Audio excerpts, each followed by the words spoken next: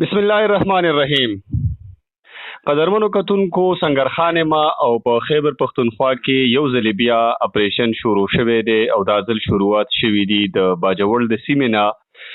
په دغه حواله سره موږ سره دا وخت د باجوړ نه د جمعیت علما اسلام سابقه سېنیټر عبدالرشید صاحب موجود دی. د غینا معلومات ترلاسه کوو چې په باجوړ کې حالات څه دي او بیا خلکا اپریشن اصل کې د چرته کې او داغي خلاف خلکا ریزिस्टेंस هم کوي. دا سم خبرونه مخه ته راځي. نو په حقیقت باندې ځان په یو سېنیټر صاحب السلام علیکم.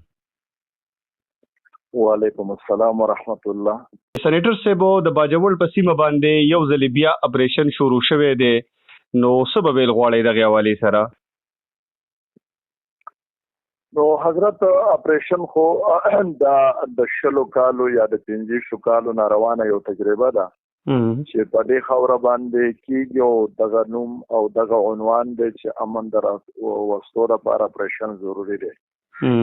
چون کې یو ویش یا شل کاله چې کومه تجربه د قوم ته وشو لاغدا ده چې دا اپریشن د امن په قیام کې مکمل ناکام دي.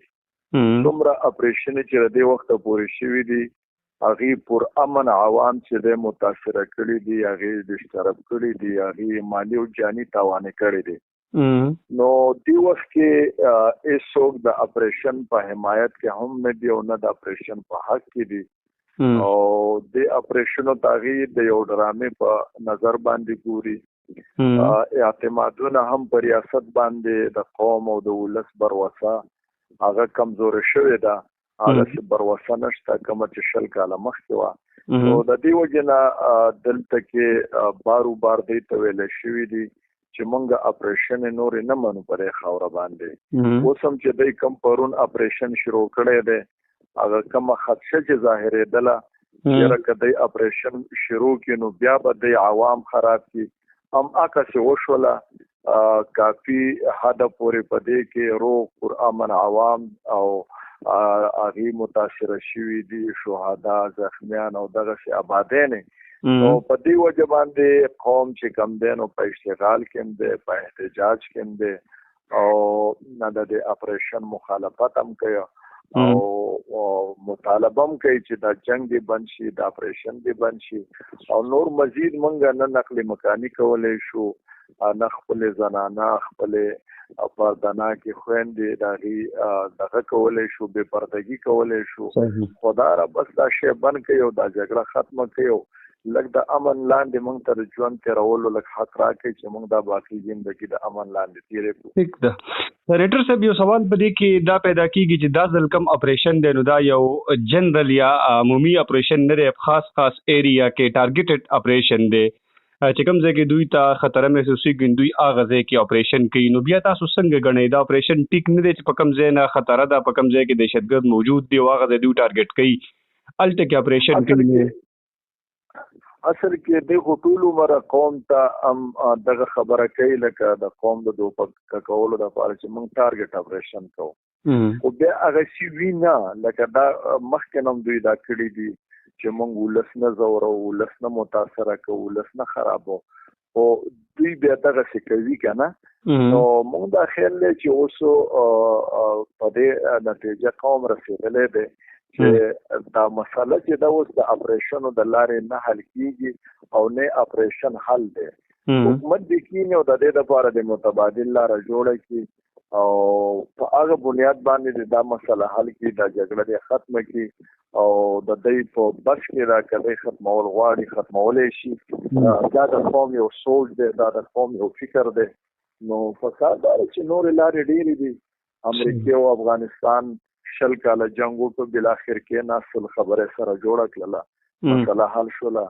افغانستان د ایران او د اسرائیل مسله حل شوله د انډیا او د پاکستان مسله حل شو. دا مسله ولې نه حل کیږي شل کاله وشولو یو جنگ دی روان دی او هر ورځ خلک د اشتراک کول دي کورونه پرې غوښتل دي. دغه سوال طرف ته دوباره راځم. خدا راته وایي چې په باجوړ کې موجوده چې کوم اپریشن شروع شوی دی نقل مکانی د کم ځای نه شروع د خلکو وزیزره سه پټیج سه تصویرونه سه ویډیوز ګورم زنانه روانې دي ماشومان ورسره دي په خړونو کې پرې ګټو کې روانې دي نو کم ځای نه خلک نقل مکانی کوي او زی چرته کوي دې کې خو زه پوره معلومات نشم درکولای. اصل کې زمون چې کم تحصیل دی هغه سلارو دی او دا کم ځای کې چې اپریشن دی دا معمول سیمه ورته وایي دا ترخو لغړی کلان وغیره دا ځایونه. نو موږ ته چې کوم اطلاعات را رسیږي دا کلان چې کوم علاقه ده او د دې سره ګردو نواح کې چې کوم علاقې دي دا علاقې لږ حساس دي. دلته کې دا خلک د پرون د اپریشن چې کومونو هغه وخت ماښام او د شپې پورې د محصور وو چې بعضې زخمیان هم داسې وو چې کافي وخته پورې هغوی ته لار نه وه چې هلته هسپتالونو ته منتقل شي. دغه علاقې چې دي نو دا سیریس دي او دا چې کومه دی لږ حساس دي. دا کم نقل مکاني چې شروع کړې ده د احتیاطي تدابیرو په بنیاد باندې دا د دغې سیمو خلکو شروع کړې ده چې اسه نه که بیا حالات دغه شي او موږ په کورونو کې محصور یو یا یو فریق راشي پوځیان راشي نو طالبان به بیا په هغې باندې اټیک کوي موږ به خرابوي. که طالبان راشي بیا په پوځیان اټیک کوي نو موږ به خرابوي. نو د خپل احتیاطي تدابیرو پیش نظر هغوی نقل مکاني به کوي چېرته د رشته دارو ځایونو ته به منتقل کېږي. نو داسې په غټه پیمانه خو ما په خیال باندې نقل مکاني نشته دی. دغه کم چې سیریس علاقې دي نو هغوی نږدې علاقو لکه انات کې یو ځای چېرته رشته دار او خپلوان او هغوی ته به نقل کېږي. ټیک ده سینیټر صاحب د باجوړ خلک ریزسټنس کوي د دې اپریشن مزاحمت کوي دا خو اوس ټارګیټډ اپریشن دی په مخصوص علاقو کې دی. که چېرته کې کو د وخت ضرورت پیدا شي او د اپریشن ټول باجوړ ته خورېږي نو بیا به د باجوړ عوام یا تاسو د سیاسي رهنما په حیثیت باندې رد عمل بسی د دې خلاف په مزاحمت کوي که نه په اپریشن اجازت په ورکوي؟ نو د اپریشن اجازت خو موږ هېڅکله نه ورکوو. باقي حکومت خو زورور دی. نو که هغه په زور باندې اپریشن کوي نو د حکومت سره خو ولس زور نه کوي. لکه دا خو نشي کېدلی چې ولس ټوپک راواخلي د حکومت خلاف. د ولس سره یوه لار ده د احتجاج او د درنې او د مظاهرې او د بار ته راوتلو دغه یو لار ده. بله لار خو د هغوی سره شته نه. نو نن هم په دغې حوالې سره دغه احتجاج روان دی. دا کومو ځایونو کې چې دا مسلې دي هغه خلک د هغې تحصیل خلک یا نور داسې د باجوړ خلک راوتلی دی. نو اصل کې موږ خو امن غواړو. غواړو دا چې امن راشي خو موږ په دې باندې سره پوه شوي وو چې په اپریشنو باندې امن نه راځي. نو هسې خلک کډوال کېږي او خرابېږي او امن راځي نه. نو د دې وجې نه خلک اپریشن یې نه خوښوي او ډېره کرکه او نفرت لري د دې نوم نه. صحیح. سینیټر صاحب دا یو حقیقت دی چې په باجوړ کې بدامني شته. په دغه ځای کې زموږ مخې ته دي حالات کې خودکش دھماکې هم کېږي. مطلب دغه ځای کې دهشتګرد موجود دي. نو که بیا حکومت اپریشن کوي د دې خلاف او د دوی خاتمه کوي نو بیا ولې تاسو د باجوړ خلکا مزاحمت د دې خلاف کوي؟ اصل کې باجوړ خو د دې مزاحمت کوي چې د اپریشن د روغ خلکو کېږي. د دې مزاحمت روان دی که نه. دوی او هغوی خپلو کې څه ترتیب جوړوي څه طریقه جوړوي په څه طریقه وباسي هغوی خو قوم خلاف نه دی کړی. خو دوی چې کله روغ خلک روغې آبادیانې خرابوي خو هم پر دې دغه کوي دا مخالفت کوي. یا دا داسې ده چې اوس دا خو یو ملک دی یو ریاست دی. د دې ریاست سره ادارې دي د دې سره پوځ دی د دې سره طاقت دی. نو بیا څنګه دا قسمه حرکات په یو علاقه کې کېږي په یو وطن کې کېږي د ډېر وخت نه کېږي او د دوی د نظر نه غایب دي.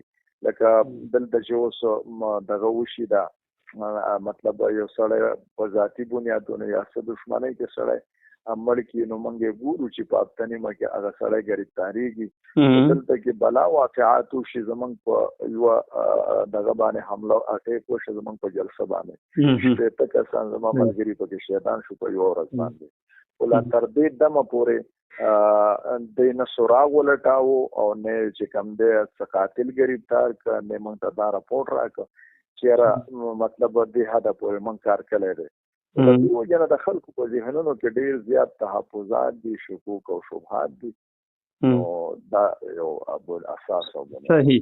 سېنیټر صاحب په ماضي کې د خلاف ډیر اپریشن شوی دی، اپریشن ضرب عذاب زموږ وړاندې دی، رد الفساد زموږ وړاندې دی، هغه نه مخکې بل اپریشن شوی دی، دا سیمه صفا شوی ود د دهشتګردۍ نه، خو بیا څه وخت پس دا سیز بیا راغلی او بیا زیات شو، ټولې پښتونخوا ته خور شو. ستاسو په خیال باندې وجه څه کېدی شي د دې؟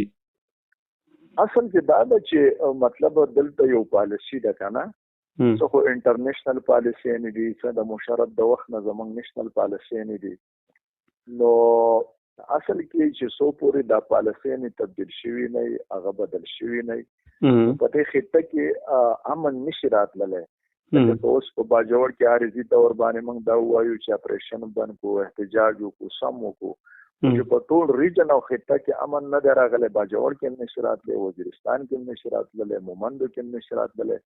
دا خو څنګه چې تا وفرمایل چې همدغسې کېږي چې د یوې علاقې د تصفیو کې سبا په بله علاقه کې ګډوډي، د هغې علاقې تصفیو کې بل ته شی رامنتقل شي. دا یو لهر دی، خلک دا ګڼي چې کنده د دې لهر شاته یو سازش دی. نو دا کله وزیرستان ته منتقل کوي، کله باجوړ ته منتقل کوي، کله خیبر ته منتقل کوي. نو مطلب دا دی چې زه به تاسو دا ووایم چې ریاست چې دی هغه سنجیده نه دی د دې شي په خاتمې کې، او چې څو پورې ریاست په دې کې انټرسټ نه وي اخیستی، سنجیده نه وي، نو دا معامله ختمېږي هم نه او امن راتلی هم نشي.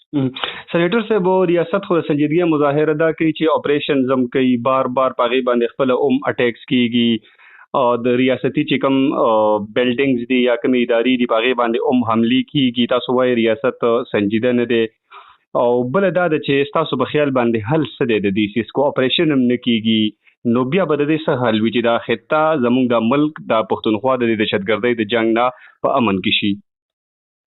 اصل کې جی حل خو دا دی چې اوس دا جنګ خو د افغانستان او موږ د خپلې خاورې ته راول که نه. یو خو سوال دا دی چې دا جنګ موږ ولې راوړو او لکه چا راوړو او عوامل یې څه که نه، په دې باندې هم نظر پکار دی. نه تاسو د ضیاءالحق د دور خبره کوئ؟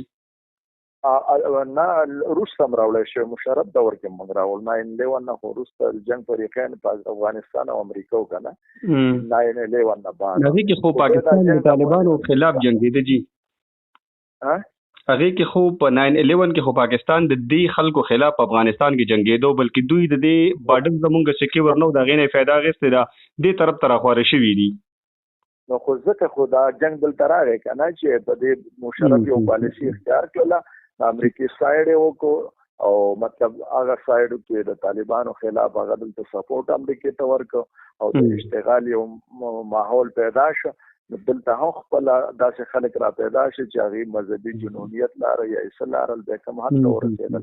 اوس خبره کې دا ده چې مسله که دی حل کوي د افغانستان سره دې کینی یا په دې خطه کې چې څومره سټیک هولډر دي دا دې ټول کینی، ځکه چې اوس مطلب کم څوک راځي او دلته کې عملیات کوي دا د ازیات د افغانستان نه راځي. افغانستان کې امن دی، هلته اسلامي امارت دی، د پاکستان او د افغانستان تعلقات جوړ دي، امریکا د دې خطې نه تلې ده. نو اوس په کار دا ده چې دا دواړه برادر او همسایه ملکونه خپل منځ کې کینی چې د دې چیز خاتمه څنګه کوو، د امن څنګه راولو. ماته خدا دونه غټه مشکله مسله نه ښکاري چې انټرست او دلچسپي واخلي. سېنیټر صاحب د تحریک طالبان پاکستان سره بار بار سیز فایر هم شوي دي، معاهدې هم ورسره شوي دي، خو بیا هم کامیابي نه ده ترلاسه کړې. نو دغه هم ازمیښت شوی دی چې مذاکرات هم ورسره وشي، د هغې خلاف اپریشن هم وشوې، بیا هم نه کامیابیږي.